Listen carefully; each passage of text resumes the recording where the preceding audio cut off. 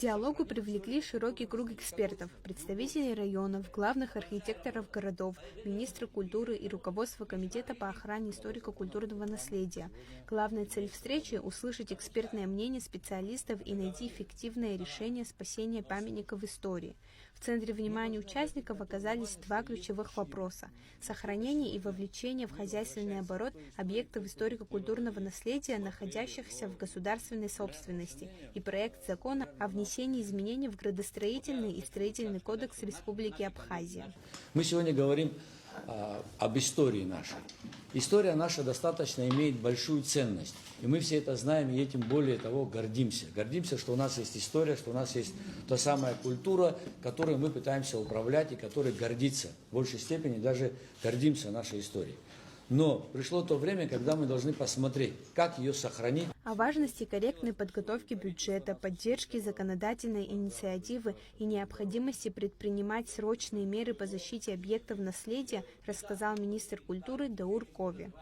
Пока у объекта не будет смотрителя, нам не с кого будет что-то спрашивать. А ставить человека на зарплату в 5000 и говорить, что ты отвечаешь за объект историко-культурного наследия, это не работает.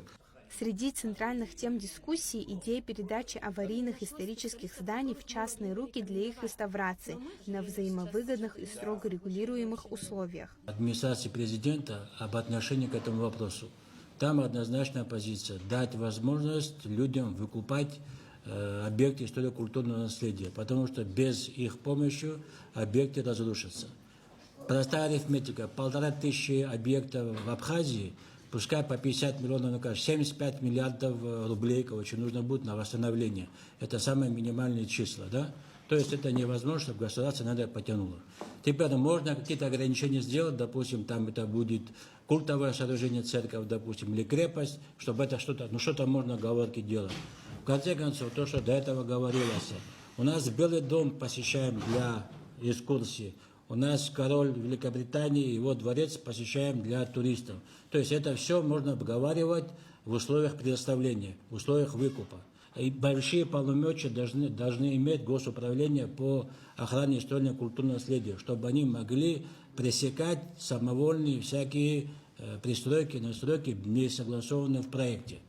Винори Бебий и Дмитрий Маршан высказали свои мнения касательно того, целесообразно ли отдавать в частные руки объекты историко-культурного наследия, доступ к которым должен быть открыт желающим. У меня вопрос, почему мы просто так должны целые замки давать людям за рубль, за то, что он просто восстановит и там будет жить внутри?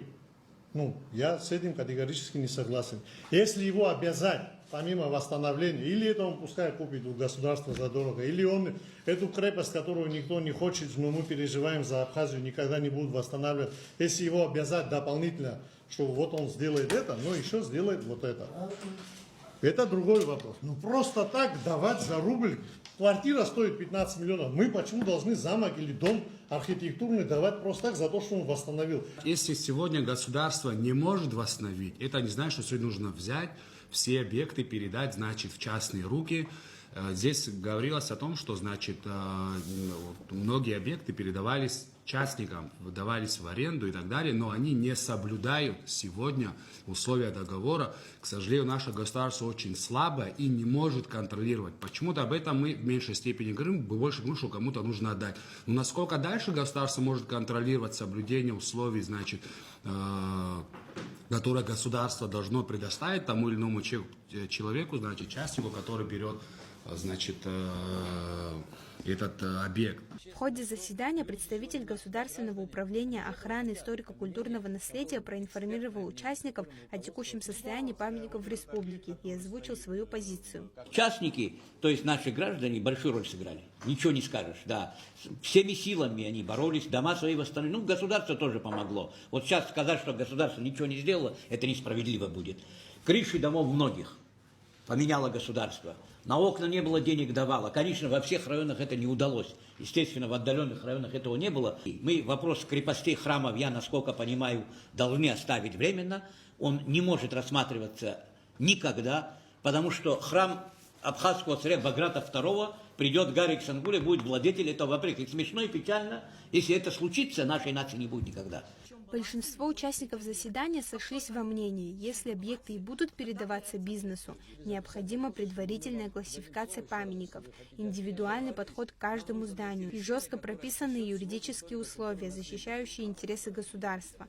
Также депутаты и эксперты подчеркнули необходимость проведения полной инвентаризации всех объектов историко-культурного наследия республики. Вот сегодня вот таким большим составом мы говорим, что есть проблема.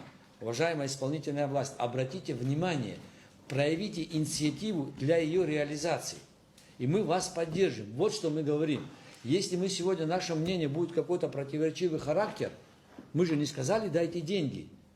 Власть не должна нам противоречить, она исполнительная. Мы также заботимся о Родине, и тогда, когда она будет взаимна, и все мы вместе, мы что-то сделаем. Сделаем исходя. Все хотим какой-то социализм, которого ни у кого нету. Но, к сожалению, такого не бывает.